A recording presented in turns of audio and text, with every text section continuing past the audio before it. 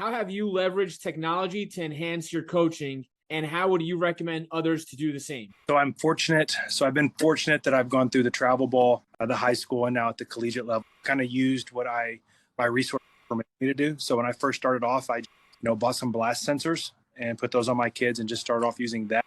And sometimes it's just a radar gun to track exit velocity, overhand throwing, things like. I'm fortunate now where I am that I've got a little bit more resource than maybe others might, but we use HitTrax, Rapsodo. We're trying to get into the softball cloud. Hopefully we're going to get some in-game data this year with Yakkertech. So for me, the use of the technology is more about evaluating what our players do when they do it at the best of their ability and not about chasing particular numbers. So it's more about, this is what you do when you're at your best. This is what it's like. And when you're doing this, this is the result. And so it gives the players more of a feedback of, I need to try to area. If I can just live in this area, it's not always about getting more, but this is my area where I work the best. And so, honestly, I try to keep a lot of the data away from our players. I just want them to go play. If there are certain things that I feel like can be beneficial in terms of their development, then we kind of identify what those metrics might be. And then I might say, look, I just want you to try to keep your exit velocity above 70. Well, for them, that just means, okay, I just need to really be really intentional about putting my best swing off and not just trying to feel things. Or for somebody else, I just want you to try to make contact with all of these balls 6 inches in front of the plate. So little things like that they can feel what they think maybe 6 inches in front of the plate is and what it really is might be different. So I do that. Most of the numbers and metrics are hidden from my plate. The ones who can handle it, slowly give them bites and make them bigger bites. But I think to not know what your players are doing, to me, it's just not max opportunity to help them know what they do and then let them work on their own to be better. And that's how I use it a lot. When you became a coach in high school while simultaneously working as a math teacher at the same school, did you ever see your life pivoting the way it did to earn U.S. team's high school coach of the year, to leading Duke to its first ACC conference title? The short answer is no. It's funny because I started doing this when I was 18 years old, coaching my sister because my dad needed somebody to help him. And so I said, yeah, sure, I'll come do that. I think no. I think when I got into the sport, I just found it to be very exciting. And when I got into the sport where I was doing it, it wasn't even really good softball. It was just exciting and it was fun. It was different. And they literally just started fast pitch softball. And so had I not had a younger sister, I probably never would have even gotten into the sport because that's what brought me to it. But, I think, no, it's crazy now that I look back on it, all the things we've done. I think of all the things I've been able to do really, really well, I've been able to identify places I needed to go where the players were really good. Because I always say, I can identify where talent is. And so then I just kind of give them a few nuggets, and then I just let them go be athletic. Because in the end, it's always about the players. You can be the best coach. I always said, there is an unbelievable coach at some school losing record for 8 straight years that nobody knows about because that dude just doesn't have really good players, but he's made those kids the best they could probably ever be. So it's been a crazy journey. I'm super fortunate.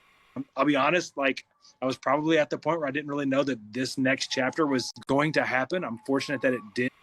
And so I think a lot of it just comes down to hard work. I think when I was 20 years old, I probably thought I was going to be a college coach and head coach at 25 because I was young and dumb and didn't know anything. Thank God I didn't, because I probably would have been into the profession and out of the profession and fired within a year.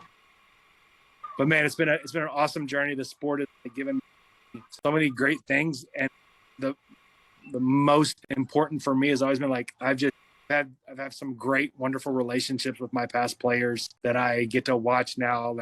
I always view them as just the age when I coached them, and now they're grown women with, and they're married and they're doing all these great things. And that to me is the most in the world. What are your plans, goals at South Carolina, having clearly established yourself as successful at the high school and collegiate levels? Yeah, I really don't think the goals for me have ever really changed. Sorry, I don't know. I think my phone. My goals have never really changed. For me, my passion is the relationships. I was a teacher. I was a private instructor. I was a high school coach. it's a people business, and people, you don't like interacting with people, then you shouldn't be in the business. I just feel like I've worked really hard to gain a level of knowledge in certain aspects of the game that for me, I try to transfer to my players so that they can go find success, find value in themselves as players, but most importantly, always know that like their value as a person is not really tied to their value as a player. And so, we're going to get them better. We're going to, on the softball side specifically, and we're going to try to get them moving better. We're going to try to teach them how to move efficiently, talk about the things that we believe in terms of how we approach hitting and offense. Try to gradually make that jump up in the conference and get better. But at its core, I want to make sure that when they walk off that field, they know that no matter what's going on, they can give me a call if they need something outside of the sport, and then help them pursue whatever those goals and dreams they have away from the field are, because this is just a 4-year window where they can do this. And I would prefer that my players look back and say that our interactions were way more transformational than they were transactional. Like, it's a business where you have to make some transactional interactions. But if they feel as though the transformational interactions outweighed the transaction, I've accomplished what I set out to do in terms of being a coach at this level. Now, circling back, and now that you're going to be a speaker, what is your message to be the best at, and what would you like for them to hear and experience when they come to the convention? Yeah, I think there's a couple of things. When I came, this was like, I came one time and I was like, I've got to come back to this because I'm just learning some really cool, unique things that I didn't know. And like the interactions after the sessions where I would just sit and get to talk to those coaches and ask them questions, and they were so open. So ask, because I think a lot of times people think that us as the coaches have all these answers, but we can learn just as much from them if they're willing to come and interact, share ideas and thoughts. I think the second part is I'm just some dude, man. Like I'm nothing but like when I come back, the best thing about being there is I'm not going to have to clean the house that weekend. So my wife's not mad at me. Like I tell campers all the time, like tomorrow morning at 7:30, like I'll be washing dishes so my wife doesn't get mad at me, and I'll be dropping my kids off at school. I'm just some dude, just like everybody else. My talent happens to be that I feel as though I can share information about hitting and coaching softball and how to play the game, because that's what I've really devoted time to. Make the most of the opportunities. Like, don't be afraid to come talk to us. With recruiting the way it is in that setting, we can answer a lot of questions.